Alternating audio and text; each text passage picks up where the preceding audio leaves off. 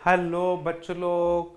तो ये क्वेश्चन है हमारे लिए इलेक्ट्रोकेमिस्ट्री का एक बच्चे का आया हुआ क्वेश्चन है। तो very good question from electrochemistry कि इसके अंदर हम बहुत ही एक बढ़िया कंसेप्ट पढ़ने वाले हैं। ठीक है, चलो देखते हैं अभी क्वेश्चन क्या है।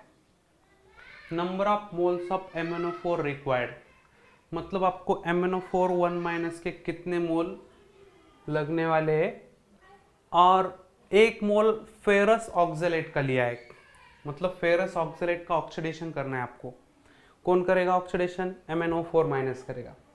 ठीक है, तो MnO4 के कितने मोल हमें चाहिए जब हम फेरस ऑक्जेलेट का एक मोल लेंगे। और ये कंप्लीटली रिएक्शन जो है एसिडिक मीडियम के अंदर है। ठीक है, देखिए यहाँ पे सबसे पहले हमें रिएक्शन को लिखना है। क्या है रिएक्शन? MnO4 1 minus. ठीक है, दूसरी बात क्या है कि फेरस ऑक्जेलेट है। फेरस ऑक्जेलेट मतलब ऑक्जेलेट मतलब सबको मालूम है C2O4 2 माइनस है। अभी 2 माइनस को बैलेंस करने के लिए हमें 2 प्लस चाहिए, तो यहाँ पे फेरस है। तो आपको मालूम है ना, फेरस की ऑक्सीडेशन स्टेट +2 होती है। तो ये +2 ये -2, तो ये बैलेंस हो जाएगा, न्यूट्रलाइज हो जाएगा। तो चार्ज लिखने की कोई जरूरत नहीं है। और क्या बोला है? एसिडिक मीडियम बोला है। एसिडिक मीडियम मतलब H+। तो यहाँ पे थोड़ा सा जगह में रखता हूँ स्टोइचोमेट्री लिखने के लिए। ठीक है, तो यहाँ पे मेंशन कर देता हूँ एसिडिक मीडियम। एसिडिक मीडियम, ठीक है। तो yes, MnO4 1 minus FeC2O4 plus H+। और यहाँ पे आपको एसिडिक मीडियम में इसका क्या मिलेगा बच्चों लोग? ये +7 ऑक्सीडेशन स्टेट है, यहाँ पे +7 ऑक्सीडेशन स्टेट है, यहाँ पे -2 ऑक्सीडेशन स्टेट है, यहाँ पे +2 ऑक्सीडेशन स्टेट है, यहाँ पे +3 ऑक्सीडेशन स्टेट है, यहाँ पे -2 है। ठीक है, तो एसिडिक मीडियम में किसकी किसकी ऑक्सीडेशन स्टेट किसके अंदर जाती है ये पता है ना हमें। Mn+7 है तो Mn+2 में जाएगा, ये पक्का है एसिडिक मीडियम में। और क्या पता है आपको? Fe2+ है तो Fe3+ में जाएगा, ये पक्का है। तो यहाँ पे +3 लिखेंगे। कार्बन है C2O4, यहाँ पे इसका स्ट्रक्चर ड्रॉ करेंगे तो पता चलेगा आपको।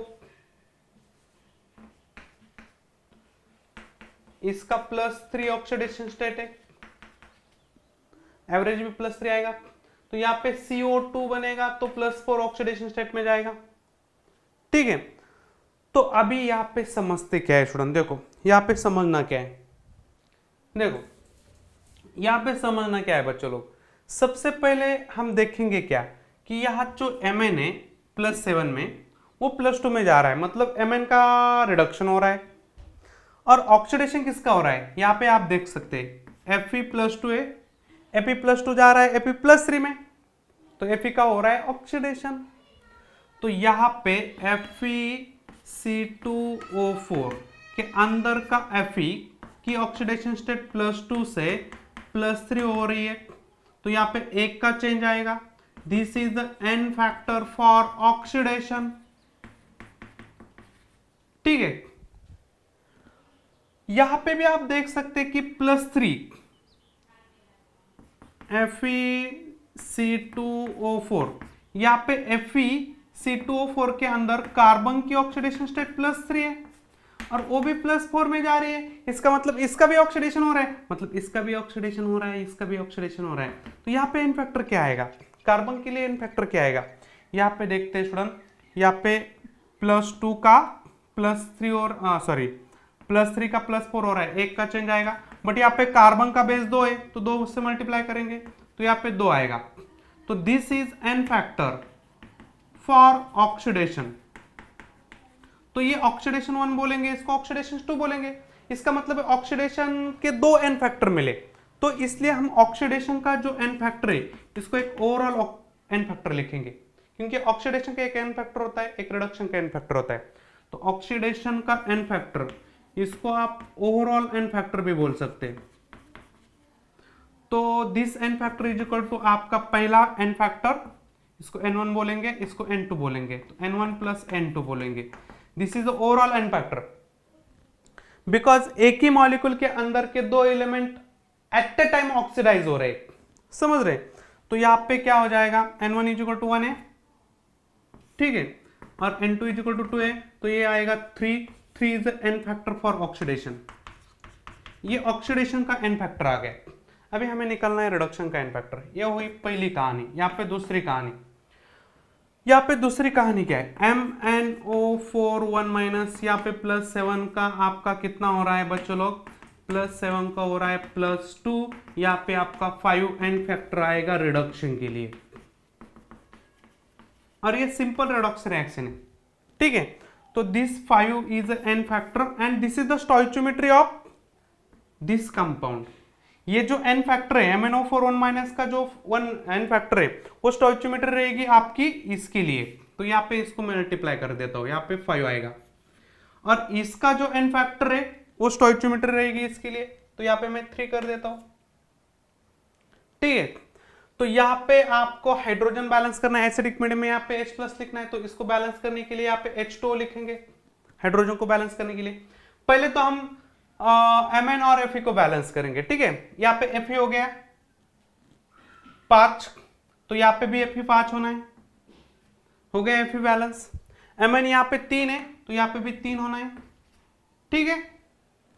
और क्या है इसका मतलब, यहाँ पे total number of electron gain कितने हुए स्टूडेंट, यहाँ पे 5 इलेक्ट्रॉन गेन हो रहे 1 मोल पे, तो 3 मोल है तो 15 इलेक्ट्रॉन गेन है, तो 15 इलेक्ट्रॉन का लॉस भी होना चाहिए, ठीक है। तो यहाँ पे 5 लॉस हो रहे, या 5 × 2 मतलब 10 का 10 इलेक्ट्रॉन लॉस, तो 10 प्लस ये 5 15 इलेक्ट्रॉन लॉस हो रहे, इसका मतलब इलेक्ट्रॉन बैलेंस है, ठीक है। Mn बैलेंस हो गया, Fe बैलेंस हो गया। अभी कार्बन बैलेंस करते हैं, यहाँ पे 5 × 2 मतलब 10, तो यहाँ पे 10 आएगा, ठीक है, समझ रहे। तो हो गया। अभी क्या बाकी है, ऑक्शन, चलो काउंट करते हैं ऑक्शन।